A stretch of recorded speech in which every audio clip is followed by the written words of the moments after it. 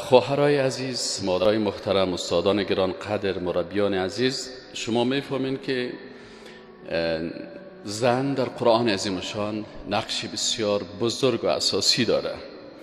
وقتی من یک آیت قرآن تلاوت کردم واقعا بسیار به اون متأثر شدم. یک روز یک خانم آلمانی میخواست همراه من بحث میکرد سر مسئله زن در آینه قرآن یا در آینه اسلام. من برایشان گفتم که من گفت استاد شما کی هست؟ من گفتم استاد من یک زن است. خب گفت که استاد شما زن است؟ من گفتم بله استاد من یک زن است، مادر من زن است، دختر من زن است، خواهر من و همسر من، بنابراین در اطراف من همه از اینا. خب گفت درست است که همسرتان و مادرتان و خواهرتان، استادتان چطور یک زن شده میتونه؟ من گفتم اولین کسی که من در مکتب رفتم، من تا صنف 6 در مکتب دخترها درس خواندیم. از این خاطر از صنف اول تا صنف 6 تمام استادای ما خانم ها بودن و من برشان یاد دارم. روز اولی که الف بی تی سی را برای من درس داد یک خانمی بود استاد ما که یک روز در شهر دیدم، برش احترام کردم. نجیبه جان نام داشت، در مکتب عینو بودن و صنف 6 هم باز لیسه جمهوریت همراهشان خواندم. بعد از او به مکتب پسرها رفتیم و استاد حقیقی ما یک خانم است، ام المؤمنین عایشه صدیقه رضی الله عنها. عایشه صدیقه رضی الله عنها، شما اگر صحیح البخاری را باز بکنین، صحیح مسلم ما خواندیم، ابو داود خواندیم، ترمذی را خواندیم، در هر جای حدیث روایت می شده از ام المؤمنین عایشه صدیقه رضی الله عنها. انا عایشه ام المؤمنین، مادر ماست و مادر تمام مسلمان ها هست. الله متعال ام المؤمنین عایشه صدیقه را تصویرش خودش افتخار میکرد در بین دیگه خانم های رسول الله. صلی پیغمبر خانمایی را که اختیار کرده همه ایشان خانم های بزرگسال بودن یا بیوه بودن.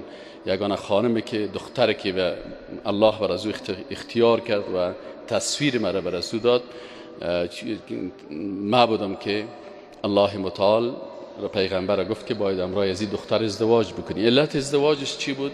یکی از حکمتهای ازدواجی است که ام المؤمنین عایشه صدیقه رضی الله عنها نصف دین بر ما رسانده. یعنی نصف دین که مربوط احادیث منزلی رسول الله صلی الله علیه و سلم میشه، چون پیغمبر صلی الله علیه و سلم وقتی شب به خانه خود تشریف می بردن، خواب کردن پیغمبر، بیدار شدن پیغمبر، نشست پیغمبر با مادر خود، با خواهر خود، با اولاد خود، با همسر خود، با اعضای خانواده خود چه قسم برخورد داشتن، شبانه چه قسم عبادت میکردن، تمامی احادیث اگر شما مطالعه بکنین، ایره بر ما ام المؤمنین عایشه صدیقه من حیث معلم است. هر ملا، هر مولوی، هر حافظ قرآن، هر شیخ الحدیث که شما پیدا میکنین استادش ام المؤمنین عایشه صدیقه رضی الله عنها است. یک افتخاری بسیار بزرگ است برای زنهایی که امروز متاسفانه یعنی ما نصف دین از اونها یاد گرفتیم، نصف علم از اونها یاد گرفتیم. پس اسلام زیادتر ترکیز کرده در تحصیل و تعلیم خانم ها که اگر یک زن ساخته میشه، یک دختر ساخته میشه، در حقیقت فضای خانواده و جامعه ساخته میشه. به این خاطر در قرآن عظیمشان تعداد زنهای با شخصیت بسیار زیاد است. ما اسلام زنهای با شخصیت را تربیت میکنه که اونا در جامعه نقش بزرگ داشته باشن، اونا بتونن که مردها را تربیت بکنن و هر مرد خوبی که در جهان تقدیم میشه در عقب از یک خانم است. شما اگر میبینین حسین رضی الله تعالی عنه، پس وقتی که سر حسین می صحبت میکنین میبینین یک مادر داره مثل فاطمه و یک پدر داره مثل علی. وقتی که ما این قسم مادر و پدر داشته باشیم باز میتونیم که جامعه خوب و درست داشته باشیم.